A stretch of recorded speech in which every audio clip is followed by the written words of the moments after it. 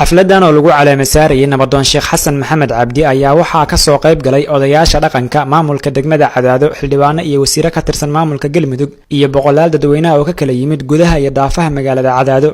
nabadoonkan oo ay dhawaan doorteen beesha reer Maxamed Roble oo ka mid ah beelaha degaa Cadaado iyo nawaaxigeeda ayaa waxaa xafladda caleema saarkiisa lagu qabtay howlka madaxtooyada magaalada Cadaado. duqa magaalada Cadaado Cabdullaahi Cabdiraxmaan Tootoole oo xafladda daahfuray ayaa u dardaarmay nabadoonka cusub. waxaan rabaa mar haddii maanta lagu duubay mas'uuliyad aadan hore uga jirin maanta korkaaga saaran dib fara badan aad kugu soo kordhaya xorriyadu waa kaaga dhamaatay dantaada gaarkeeda ka shaqaysato waa kaaga dhamaatay culays fara badan oo ayaa korkaaga fuulaya inaad u dulqaadatana waa lagaa rabaa waqti badan iyo juhdi badan inaad ku bixido waa lagaa rabaa.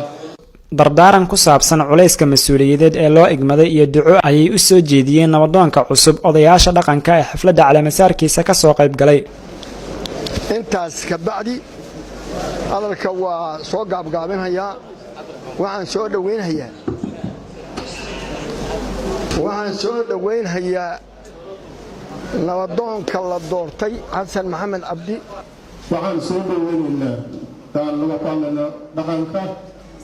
nabadoon Xasan Maxamed Cabdi sheekha waa soo dhaweynaynaa soo dhaweysho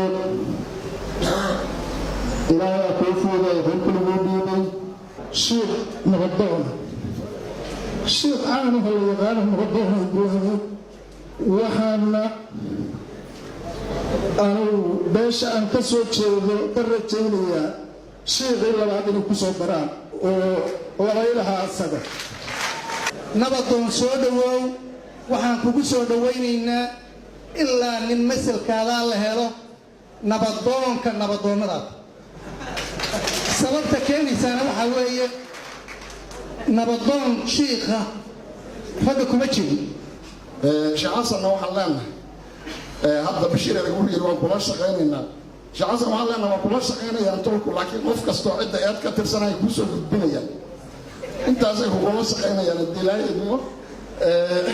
shaqada saasay kula wadayaan daal yiraahdo intaasaan aan rabaa inaan u sheego sheekha waxaan leeyahay sheegayna anfacay oo hoggaanka lagu hoggaansha Allah ka dhigo waxaan la qabaa ninka yiri waa dheerayn lahaa warka waxaan diiday ajendaha gaaban waxaan la qabaa raggii jeclaystay sheegu inuu noqdo hoggaamiyaha hoggaanka odayaasha sida aad nabadoonka u doorateen inaadna doorashada kuwa kayna la shaqaysaanna waa idiin soo jeedinaynaa. Sheekh Xasan Maxamed Cabdi waa nin aad iyo aad u qaali ah waxaan leeyahay mas'uuliyad culus oo lagu saaray waa ninka madow waa ninka halka fadhiya Xasan Maxamed Cabdi kulmiye yaa la yiraahdaa waa ku midaysanahay asag waxaan ku soo aroornay hal nabadoon oo la yiraahdo Xasan Maxamed Cabdi kulmiye waxaan leenahay Saleebaan ummadda kale nala deriska beelaha adeelaya lagu xeeran intii wax nagala dhaxeeyaan ha ogaato. Sheekh Xasan Maxamed Cabdi oo ah nabadoonka maanta la caleema saaray ayaa sheegay in asaga iyo beeshii soo dooratay ay ku heshiiyeen inay sharciga islaamka wax ku xukunsadaan. haddii ilaahay fasax laga helo aanu ku dhaqanno sharciga islaamka iyo ummadda wixii qayr ugu jiro waxaan sheegaynaa islaamku hortiisa ka sheegaynaa aakhiradeeda inaynaan adduunyo dhaafso waxaan ku heshiinay dadka nala dhashay ee reer Xaaji Saleebaan iyo kuwa nala deriska dhaqan wanaagsan iyo xushmad inaan kula dhaqanno